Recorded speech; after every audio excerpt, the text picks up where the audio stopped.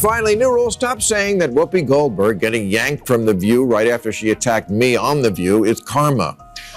There's no such thing as karma, sorry. It all started when Bill Maher stepped into the lion's den of The View, a show infamous for its fiery debates and often over-the-top reactions. But this time, it wasn't the usual chaos. You could almost feel the tension in the air. Whoopi Goldberg, known for her blunt and often polarizing commentary, tried to take a shot at Bill, clearly thinking she was on familiar ground. But Bill, never one to back down, had other plans. He immediately fired back, and what followed was nothing short of a verbal war zone. It wasn't just a disagreement. Bill's response was so sharp, so calculated, that it left Whoopi completely off balance. She had no time to formulate a proper defense as Bill tore through her logic, exposing the flaws in her argument in real time. The moment was an electric clash of ideologies, but Bill's cool, collected delivery made Whoopi's emotional retorts seem almost trivial, and with every word he spoke, Whoopi's composure started to crack. It's not every day you see someone outwit Whoopi Goldberg, but Bill Maher, with his no-nonsense approach, didn't just defend his position, he dismantled hers piece by piece. And by the end of it, Whoopi was left speechless, her usual confident demeanor nowhere to be found. What did Bill say that hit so hard? Well, let's break it down.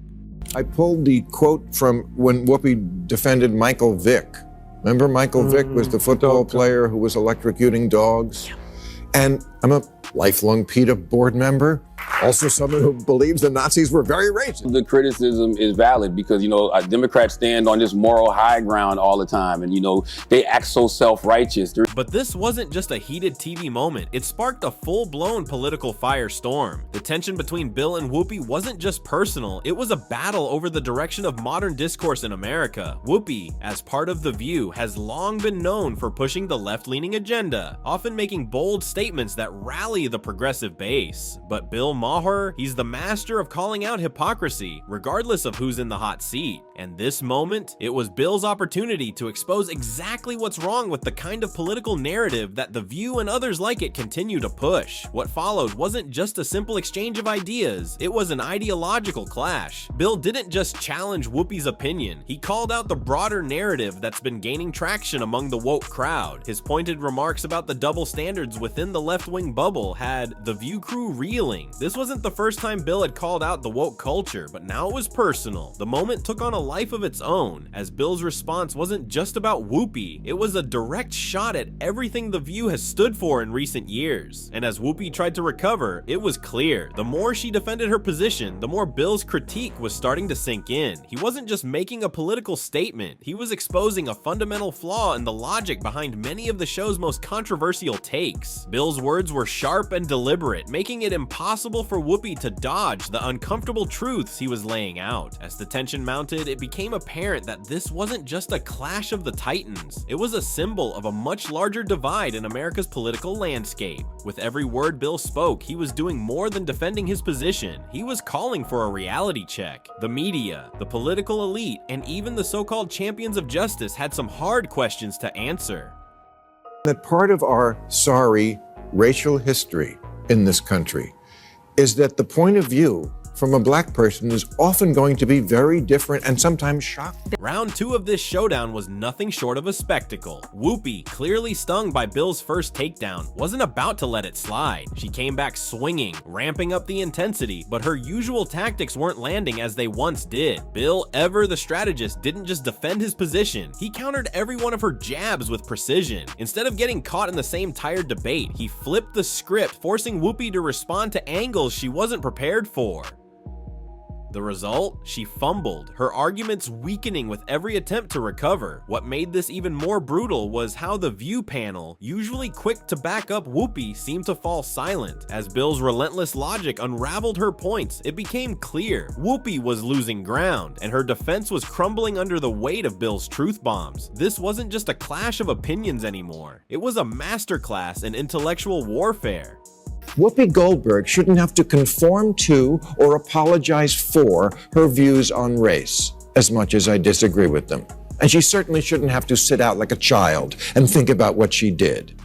As the debate raged on, Bill Maher zeroed in on something deeper than just Whoopi's flawed arguments. He exposed the hypocrisy at the heart of The View's narrative. Bill's sharpest point wasn't just about Whoopi's personal stance, it was about the glaring double standards that have become all too common in today's political discourse. He called out the left's selective outrage, the way they claim to champion fairness while turning a blind eye when their own side messes up. One of Bill's key moments came when he pointed out the absurdity of The View's defense of people like Hunter Biden, despite the mountains of evidence against him. It wasn't just about the Biden family, it was about how the woke mob, and by extension The View, had built a wall of defense around anyone within their ideological circle. Bill didn't hold back, pointing out that when it's someone on their side, whether it's a politician or a celebrity, they suddenly start bending the rules of justice. He wasn't just exposing a mistake, he was calling out a culture of denial, where accountability is a one-way street and only the other side seems to get punished. Bill's critique wasn't just a political take, it was an intellectual dismantling of the narrative The View has been pushing for years.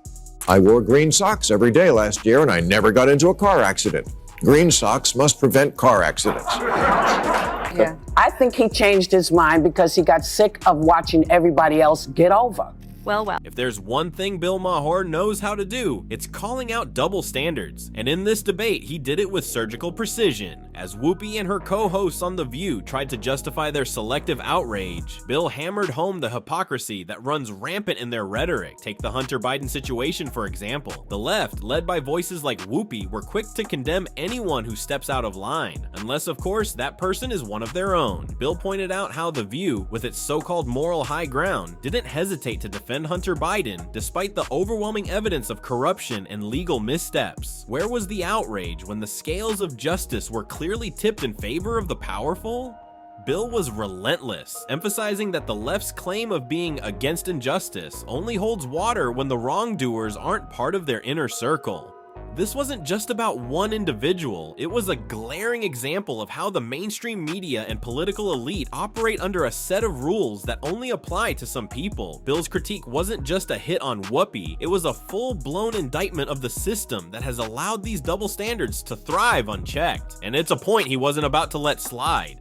Bill Maher's response wasn't just sharp, it was unforgiving. After Whoopi and her co-hosts tried to spin their way out of the growing pile of contradictions, Bill didn't pull any punches. He laid into them with a brutal clarity that left no room for excuses. What made Bill's clapback so powerful was how he didn't just attack their arguments, he dissected the entire framework of the left-wing narrative. He exposed how their outrage isn't rooted in consistency, but in an emotional, knee-jerk reaction that only applies to the right people, those who aren't part of their protected bubble. And when Whoopi tried to deflect with her usual tactics, Bill wasn't having it. He called her out for what he saw as intellectual dishonesty, labeling her defense of Hunter Biden as not just biased, but outright nonsensical. Bill's relentless attack wasn't about scoring points in a debate, it was about holding a mirror up to a culture that's built on moral superiority without the actual moral backbone to back it up.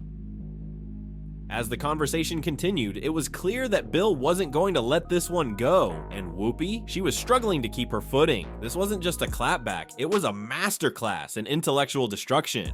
As the debate reached its boiling point, Bill Maher turned his attention to a crucial piece of the puzzle, the media's role in fueling the woke mob and enabling this culture of bias. He pointed out how the mainstream media has become nothing more than a mouthpiece for the progressive agenda, twisting narratives and burying stories that don't fit the narrative they're pushing. A prime example, the Hunter Biden scandal. While the evidence was mounting, major outlets were quick to dismiss it as Russian disinformation or downplay its significance, while simultaneously amplifying the most minute flaws of their political opponents. Bill didn't shy away from calling out how this kind of selective coverage allows the powerful to escape accountability. He saw it clearly. The media isn't interested in the truth, it's interested in protecting their own. For Bill, the woke mob wasn't just an online phenomenon, it was a well-orchestrated mainstream operation, aided and abetted by the very outlets that should be holding power to account. His critique hit hard. He wasn't just attacking the hypocrisy of The View or Whoopi Goldberg, he was exposing a broader system of media manipulation that lets the left get away with blatant bias and injustice. As the back and forth continued, Bill Maher made an even more critical observation. This wasn't just about Whoopi or The View, it was about a much larger systemic problem that runs deep within American culture. At the heart of Bill's argument was the idea that the very system meant to provide fairness and justice is rigged. He pointed out that what we're seeing isn't just individual bias, but a widespread institutionalized pattern of favoritism that shields the powerful from accountability. Whether it's politicians like Joe Biden or celebrities like Whoopi, the elites continue to escape scrutiny while ordinary people are held to an entirely different standard. Bill didn't just criticize the media's bias, he exposed how this systemic injustice permeates all levels of society, from the newsrooms to the courts, and all the way up to the political elite. What he was really driving at was the crushing realization that the so-called fair system in America is a mirage. The rules may be the same on paper, but in practice, the game is rigged, stacked in favor of those with power, money, and influence. And when Bill hit this note, it wasn't just about The View or one scandal, it was about waking up to the fact that the system itself is broken and it's only getting harder to ignore.